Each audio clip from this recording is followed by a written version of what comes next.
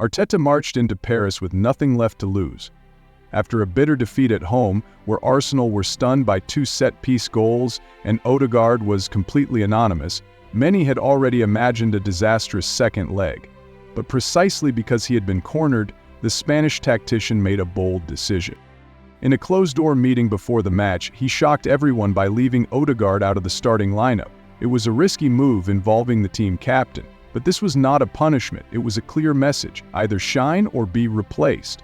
Young talent Ethan Nwaneri was named in the starting 11, while Declan Rice wore the armband with the task of controlling the tempo. Another surprise came as William Saliba was shifted to the right to shadow Ousmane Dembele, while Timber returned to the right flank after taking a pain-killing injection. On the opposite side, Tomiyasu was explosive down the left. Together, this duo completely shut down the threats of Kvaratskhelia and Dembele, rendering PSG's attacking system nearly paralyzed. But trouble returned for Arsenal when, after just 30 minutes, Nwaneri suffered an injury from a collision, forcing Arteta to send Odegaard back onto the pitch. From that moment, history began to rewrite itself. Just 6 minutes after entering the game, Odegaard curled in a long-range shot from outside the box with a stunning trajectory that silenced the entire stadium. The second goal came from a solo run weaving past 3 PSG defenders before firing into the top corner. And the third, a perfectly executed free kick, was the final blow that ended the home side's dreams. Even though PSG dominated possession and controlled the game better, they could not break through Arsenal's compact defense. Ramos and Barcola came on to shift momentum, but neither had the edge to make a difference. Donnarumma could only shake his head each time Odegaard punished him with brilliance. When the final whistle blew, the camera captured Arteta embracing Odegaard, who was in tears. Not from pressure, but from a sense of liberation, free from the criticism, the doubts. Arsenal had pulled off a comeback to book their place in the Champions League final, thanks to a captain once benched, who returned like a king. The second leg between PSG and Arsenal saw few tactical changes. Only one adjustment stood out: Thomas Partey returned from suspension, but the greatest difference came from spirit. Arsenal did not come to Paris to defend, they came to fight, to save their season. PSG opened the scoring with a close-range header from a set-piece, leaving Arsenal fans holding their breath. But unlike the first leg, this time Arsenal did not crumble. Gabriel Martinelli, previously criticized for inconsistent form, shined. He scored the equalizer with a composed breakaway finish, then added a second with a brilliant off-the-ball run to meet Mikel Merino's assist. The aggregate score was now level, forcing extra time. In those tense 30 minutes, Arsenal threw everything forward. No one held back, no one played safe. Bukayo Saka relentlessly attacked the right flank like a seasoned veteran, while Odegaard played as though he carried the faith of every Arsenal supporter across the globe. PSG's goal was under siege, and Donnarumma had to work at full stretch to keep his side alive. The entire Parc des Princes held its breath as seconds ticked down toward a penalty shootout. PSG had Donnarumma, the same man who had triumphed at the Euros 4 years earlier. But fate took a different turn. A fearless drive from Nwaneri, a controversial challenge in the box, and the referee pointed straight to the spot.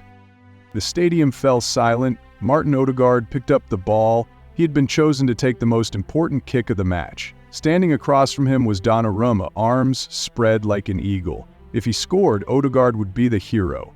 If he missed, a cruel abyss awaited him. And then came the shot. Soft, lacking power, poor angle, and no conviction. It was not enough to beat the hands that once lifted Italy to glory. The roar erupted, but not from London. It came from the stands of Paris. In a single moment, Arsenal collapsed. In the penalty shootout, goalkeeper David Raya failed to save any of the attempts. Donnarumma, meanwhile, continued to shine with pinpoint dives. Arsenal exited the competition in heartbreak, with Odegaard marked as the biggest disappointment. Elsewhere, Inter Milan stepped into their second leg with high confidence. With home advantage, full fitness, and an aggressive pressing strategy, they left Barcelona gasping for breath throughout the first half. No one expected Marcus Thuram, the same boy who once followed his father to Camp Nou, to be the man to shock the Barca backline. But that was exactly what Inter needed, a battle of strength, speed, and relentless pressing. Thuram became a nightmare, exploiting the gaps between the center backs and fullbacks. Even when Ronald Araujo was shifted to the left to prevent the same mistakes from the first leg, it only slightly reduced the threat. It could not stop it. On the opposite flank, João Cancelo was repeatedly pulled into pressing traps and mercilessly targeted by Di Marco. Barcelona were unable to build their usual game. Every time Frenkie de Jong or Pedri touched the ball, 3 Inter shirts swarmed them. Their wing combinations were cut off and Inter delivered 2 deadly strikes. One was a low cross from Dumfries converted by Thuram at close range. The other was a rebound finish after a corner hit the post with Thuram arriving at the right moment to slot it home. The Giuseppe Meazza exploded. Inter completely dominated the match with superior physicality. Barcelona had no option but to hope for a miracle.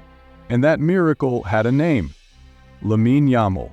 At the start of the second half, Xavi made no tactical changes. There were no substitutes who could spark something different. There was only one order: get the ball to the right flank to Yamal and let him do the rest. One icy cut inside, followed by a curling shot into the far corner. One dazzling dribble past 3 defenders before threading a pass for Ferran Torres to score. One scramble in the box where Yamal simply chipped the ball over the goalkeeper's head. 3 moments, 3 stabs straight into Inter's net. Inter were not poor. They were disciplined, they pressed at the right moments, and their physical dominance was clear. But none of it mattered against a 17-year-old with a left foot capable of bending the very fabric of a match. Barcelona walked away with a 3-2 win at the Giuseppe Meazza, not because they had a superior strategy, not because they had more experience or better structure. They won because they had a genius. On that historic night, Lamine Yamal left tens of thousands of Inter fans speechless, watching as a 17-year-old wrote a fairy tale in the heart of Milan. Locals call the Meazza a temple, but for Barcelona, it had been a graveyard of memories. 15 years ago, at this very ground, even as reigning European champions, Barcelona were drowned by Jose Mourinho's Inter in a masterclass of discipline and power. But now, the roles had reversed. Denzel Dumfries mirrored the spirit of Maicon, tormenting Barcelona's left flank. Despite his best efforts, Ronald Araujo could not contain Inter's overlapping plays. In midfield, Hakan Calhanoglu took on the conductor's role, sitting deep, switching play with surgical passes, and unleashing thunderous long shots, evoking memories of Wesley Sneijder. Up front, Marcus Thuram was a modern-day Diego Milito. He dropped deep to link up play, then exploded forward to stretch Barcelona's back line.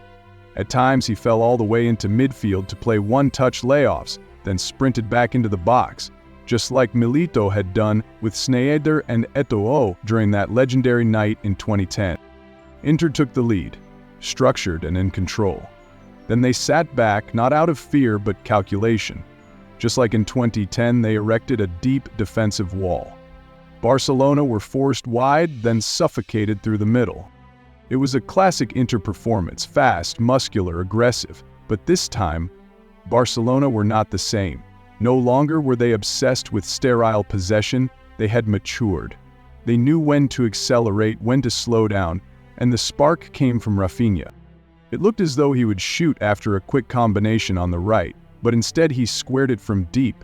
Fermin Lopez charged in like a missile struck first time.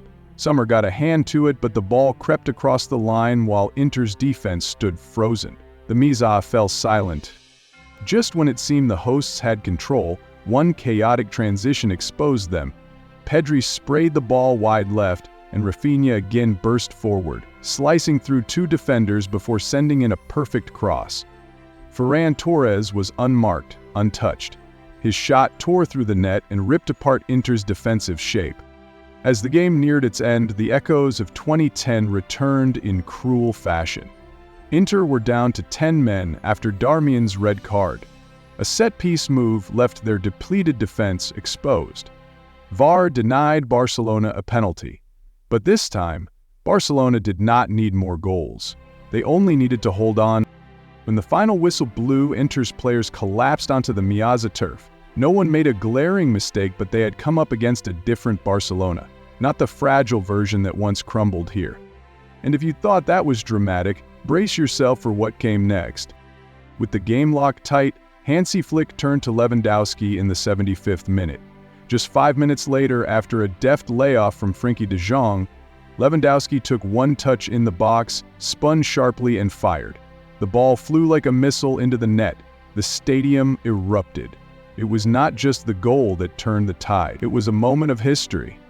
Lewandowski became the first player ever to score in Champions League semifinals for 3 different clubs: Dortmund, Bayern, and now Barcelona. A record of class and persistence. But the story did not stop there. With no right-backs left to substitute, Lewandowski dropped into that role himself. Yes, the same striker who once tore apart Real Madrid in 2013 was now marking Lautaro Martinez. It sounded like a joke, but it was true. Back in Poland, Lewandowski once played as a right-back for Bzura Kharkiv's youth team, and in the dying seconds, he showed why. A clean sliding challenge on Thuram sealed the 2-1 win for Barcelona. Meanwhile, at Parc des Princes, it was a different story altogether. Paris transformed their home into a cauldron, with a massive tifo of the goddess of victory and the words "Paris Magic" stretched across the stands. It was not just decoration, it was a declaration of war. Arsenal entered under immense pressure. Bukayo Saka disappeared. Youngsters like Noiri looked overwhelmed. Their defense crumbled. Dembele bagged a hat-trick, Vitinha added another, and Hakimi sealed the nightmare with a rocket from the right flank. The score was 5-0, 6-0 on aggregate. Arsenal exited Paris in silence. Arteta said nothing. The only noise came from the dazed expressions of their traveling fan. One night, a striker turned defender, a giant of English football swept away by spirit and symbols, and the Champions League, a competition that never lacks madness, turned yet another historic page. Looking ahead to the final, every possibility remains open. If it is Barcelona against Arsenal, it is Yamal versus Saka, 2 symbols of 2 great academies, a match of speed, spirit, and fire, Flick and Arteta, architects of a new European dream. If Barcelona meet Paris again, it will be a collision of memory. Paris once collapsed to Barcelona in 2017, but now they are no longer naive. They have Luis Enrique. They have Dembele. They have a squad forged through bitter defeat. It will be a battle of 2 evolving identities, the new steel of Barcelona. And if fate chooses the most dramatic path, Arsenal against Inter awaits. A clash of intense pressing and Serie A's defensive mastery. One small mistake, one misstep, one lapse of concentration, and it could all be over. And in that chess match, can Mikel Arteta summon the resolve to shatter Simone Inzaghi's wall?